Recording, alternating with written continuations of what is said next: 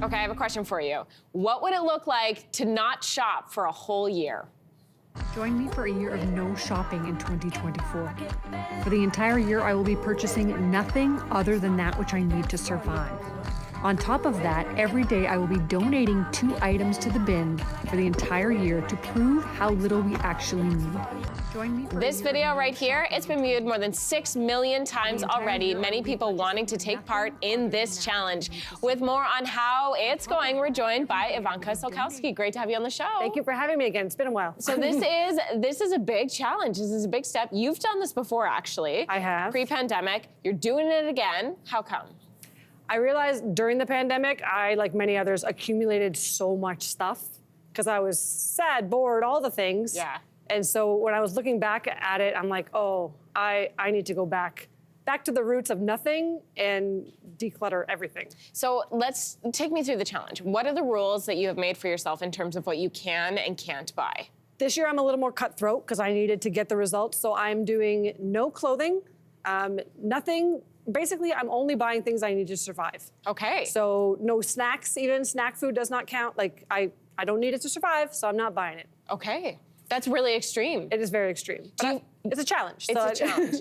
Do you feel like by being that extreme that some of this stuff is even that more alluring? Or is this like cutthroat, hard, kind of black and white, we have the rules and we're just gonna follow them? It's more the latter because I feel the less I'm bringing in that I don't need in any category, the less I want. Oh, interesting. This is a really cool journey that you're going on. And I imagine that there are ways like metrics that you're keeping track of. And journaling is one of those things. Yes, I did not do this the first time around. I wish I had.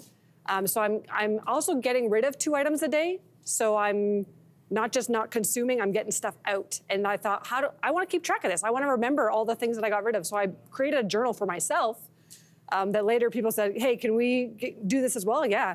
And I'm keeping track of everything I get rid of, plus anything I wanted to buy but didn't. Oh, so then I take a tally of how much money I saved. And Kelsey, let me tell you, it's only been 1 month, and I thought, oh, that's not a lot of things. It was almost $800 that I saved by not buying the things that I wanted. Well, it's wild too when you're not keeping track. We started doing this, my husband and I, with like notes, like writing down kind of the disposable things that we buy, the little purchases that you throw on the credit card or your debit card or whatever. And when you're not like holding that money, that adds up so quickly. It does. You don't realize. You're like, tap, tap, tap, tap, away we go, done. Totally. So you're decluttering. You mentioned this along the way. How is this helping with everything? It's really making me hone in on the things in my life that are improving my quality of life, because that is the whole goal of this. So it's also seeing how I'm getting rid of things, because from an environmental perspective, I want to make sure that my environmental footprint is not out of this world, you know? So I'm not throwing things away. I'm either donating them, making sure they're going to proper places, and then that's also addressing my patterns of consumption, because it is not easy to get rid of things in an environmental way. So this is really making me want to buy less. Oh, yeah. Because I'm like, okay, this took forever for me to get rid of. I didn't get my money back when you try to sell things, like you never really do.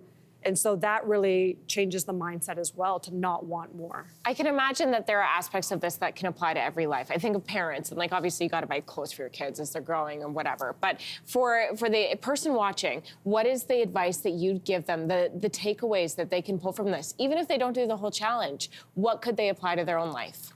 First of all, with children, talking about children, talk about finances with children. Children don't know that things don't just appear. So have those conversations with them, and obviously make it age appropriate, but that's something, and have those conversations with yourself. Sometimes we realize, we talked about this, the credit card, you don't realize that every time you tap, it's coming from somewhere. So when you start keeping track, I would say my biggest piece of advice is to keep track of what you are buying or not buying, and then start to hone in on that. And do it 1 week at a time. Baby steps, if you don't think you can do the whole year, but it becomes easier as you go. That's really cool. Simple, no shop challenge. It hits the environment, it hits your wallet, it hits your mental health. It's all the things. Ivanka, thanks so much for being here. Thank you so much for having me. Hey, thanks for watching. If you liked this, be sure to subscribe here, or you can check out more Your Morning videos right here.